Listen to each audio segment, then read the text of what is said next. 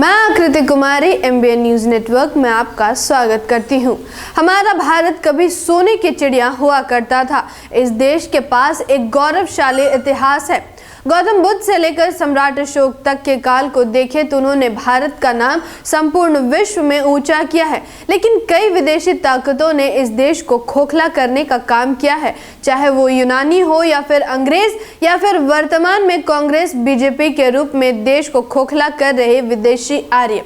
आज विशेष रूप से दो राजनीतिक पार्टियों के रूप में कार्य कर रही है। कांग्रेस और बीजेपी के गलत नीतियों के कारण देश का 85% मूल निवासी समाज आर्थिक, सामाजिक, राजनीतिक और शैक्षणिक स्तर पर पिछड़ा हुआ है। पिछले 7 सालों से इस देश की सत्ता बीजेपी के हाथ में है।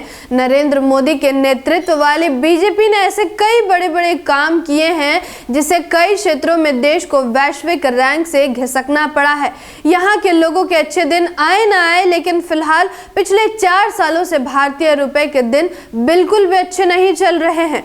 भारतीय रुपया एशिया की सबसे खराब प्रदर्शन करने वाली मुद्रा बन गई है, क्योंकि तेजी से विदेशी निवेशक भारतीय शेयर बाजार से अपने पैसे बाहर निकाल रहे हैं। ब्लूमबर्ग की रिपोर्ट के अनुसार इस तिमाही में अमेरिकी डॉलर के मुकाबले INR पहले से ही 2.2 रेशो नीचे है।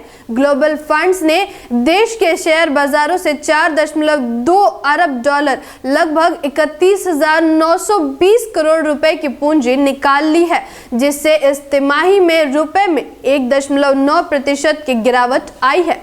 ब्लूमबर्ग ने बताया कि रुपया इस वर्ष के अंत में एशिया के सबसे खराब प्रदर्शन करने वाले मुद्रा में सबसे नीचे रहने वाला है। बताते चले कि रुपया पिछले 4 सालों से घाटे में जा रहा है। रिपोर्ट के अनुसार घाटे के लगातार चौथे साल रुपए में इस साल करीब 4 रेशियो की गिरावट आने की संभावना है। ब्लूमबर्ग ने कहा कि मुंबई में ICICI बैंक में वैश्विक बाजारों, बिक्री, व्यापार और अनुसंधान के प्रमुख बी प्रसन्ना के अनुसार मौद्रिक नीति के वितरण और चालू खाते के अंतर के निकट अवधि में रुपए में मूल्यह्रास निर्धारित किया है।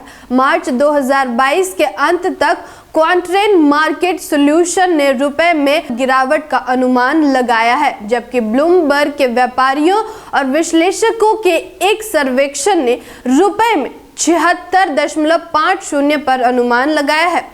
UBSAG, जो भारत में स्विस बैंक के नाम से विख्यात है, इसके अनुसार भारतीय जीवन बीमा निगम जैसे बड़े प्राथमिक लिस्टिंग के माध्यम से विदेशी पूंजी की आमद INR के पतन को नरम करने में योगदान दे सकती है।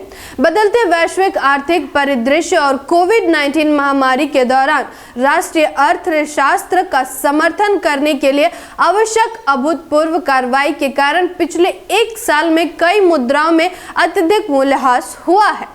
भारत में पहले से ही महंगाई आसमान छू रही है, लेकिन आपको पता होना चाहिए कि रुपए की गिरावट सीधा आपके पॉकेट को छल्ली करने वाली है। लगभग हर जरूरतमंद सामग्रियों के मूल्य में जोरदार वृद्धि होने वाली है। भारत अपनी जरूरत का अधिकतर कच्चा तेल विदेशों से खरीदता है। अमेरिकी डॉलर के महंगे होने से रुपया ज्यादा खर्च होगा, इससे माल ढुलाई महंगी होगी। इसका सीधा असर हर जरूरत की चीज की महंगाई पर होगा। रुपए की कमजोरी से आपकी जरूरत के mobile phone, laptop, TV, accessories भी महंगे हो जाएंगे।